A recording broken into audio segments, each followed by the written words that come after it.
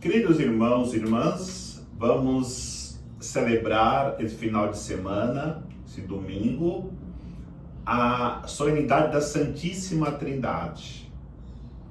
Podemos dizer que a solenidade da Santíssima Trindade é o elo que liga o final da Páscoa e a retomada do tempo comum. É difícil nós entendermos a Santíssima Trindade. Como entender um único Deus em três pessoas? A Santíssima Trindade não é para ser entendida, mas ser amada, porque nós entendemos as coisas com a razão e amamos com o coração. Então precisamos colocar o nosso coração na Santíssima Trindade. Esse mistério nós jamais poderemos compreender. O único Deus em três pessoas, mas podemos explicar através de sinais como se dá esta realidade. E para isso eu quero usar a imagem do Sol. Vamos imaginar que o Sol seja Deus Pai. Está lá no alto, ninguém pode alcançá-lo, ninguém pode vê-lo, mas sabemos que está lá no alto. Assim é o Pai. Nós não podemos olhar para o Pai. Lembramos quando Moisés, ele sobe ao monte e quando ele vê Deus, ele vira, porque ele não poderia ver a glória de Deus. Imaginemos nós olhando para o céu, nós ficaremos cegos. Mas sabemos que ele está lá e é grandioso. Então, nós precisamos, para saber que existe Deus, que Jesus o revele. Então podemos dizer que Jesus é o raio do sol, porque o sol radia sobre toda a humanidade o esplendor do calor do Pai. E Jesus veio até nós e nos apresenta e revela como é o Pai. Porque o Pai, ele é exatamente como Filho. Um Deus de amor. Porque o Filho que veio ao nosso encontro é um Deus amoroso. Que quando se revela, revela ao Pai. Por isso, nós não podemos chegar ao sol. Mas o sol com seus raios vem até nós, desce até nós. E quando nós somos irradiados com o fogo do sol, os nossos corações, as nossas vidas são aquecidas. E este aquecimento é o Espírito Santo. Então temos o sol, que nós não podemos vê-lo, nem chegar perto, mas o raio do sol desce até nós. E quando somos atingidos, quando somos tocados pelo raio ou pelos raios do sol, nós aquecemos-nos, esquentamos-nos. Assim é o Espírito Santo agindo em nossas vidas. Mas tem dia que parece que o sol não apareceu. Tem dia nublado, dia tempestuoso, mas sabemos que o sol está lá. Mesmo que ele não brilhe hoje, amanhã ele irá brilhar. O que nós não podemos perder é a esperança em Deus. A esperança no Deus Pai, a esperança no Deus Filho, a esperança no Deus Espírito Santo. Porque a nossa vida talvez seja ou esteja semelhante à dos discípulos de Emaús, que se afastaram da comunidade, que já não rezavam mais, que voltavam para a vida velha, porque olhavam para cima e só via a tempestade, o dia tenebroso, porque estavam desesperançosos, estavam desanimados. No entanto, o sol estava lá, com seus raios, com a sua luz para aquecer. Tanto que é que o raio começa a caminhar com eles. E eles começam a recobrar a esperança. E dizem: o nosso coração não se aquecia enquanto víamos pelo caminho. E de fato, o coração deles estavam se aquecendo, porque o Espírito Santo, conforme Jesus ia instruindo a eles, ia trabalhando nos seus corações. Assim é conosco. Quando parece que o sol não voltará a brilhar, quando não sentimos seus raios em nossas vidas, quando não sentimos nos aquecermos pelo sol, pelos seus raios, amanhã o dia será melhor se nós não perdermos a esperança. Por isso somos chamados a confiar profundamente em Deus.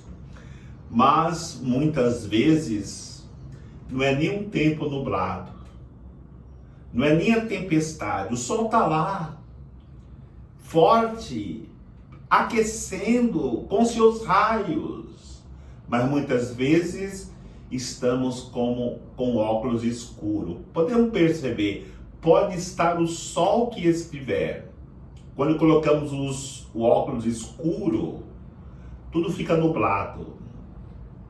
E talvez nas nossas vidas, esse óculos escuro são os nossos pecados, que embaça, que nos impossibilita de sentir essa presença amorosa de Deus nas nossas vidas. Basta irmos à confissão e de lá sairemos novamente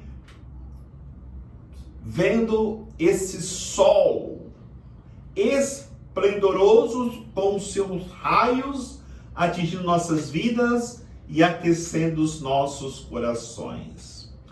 Por isso, a liturgia da palavra nos ensina exatamente isso, porque a primeira leitura fala da ação de Deus Pai, que dá para Moisés, lá no monte, as tábuas com os mandamentos. Só que o povo, logo após saírem do Egito, constroem o bezerro de ouro. E nós corremos esse grande perigo de, quando as coisas não caminharem bem, quando o sol não aparecer, construirmos o nosso bezerro de ouro. E aí as coisas não poderão novamente brilhar enquanto não renunciarmos o nosso bezerro de ouro.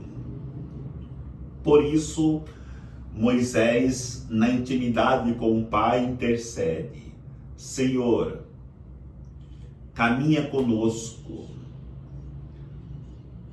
Tu sabes que é um povo de cabeça dura.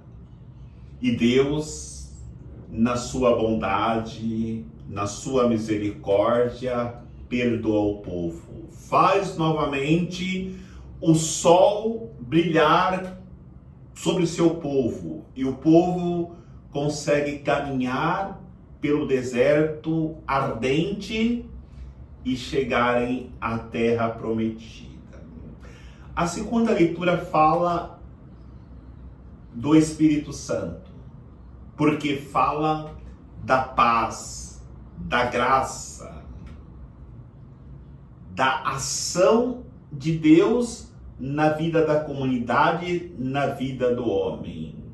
Por isso vai dizer que a graça de Jesus Cristo, o amor do Pai e a comunhão do Espírito Santo esteja sempre convosco. Essa antífona que o padre reza na missa faz com que o Espírito Santo nos leve à comunhão com a Santíssima Trindade e, consequentemente, a comunhão com a comunidade.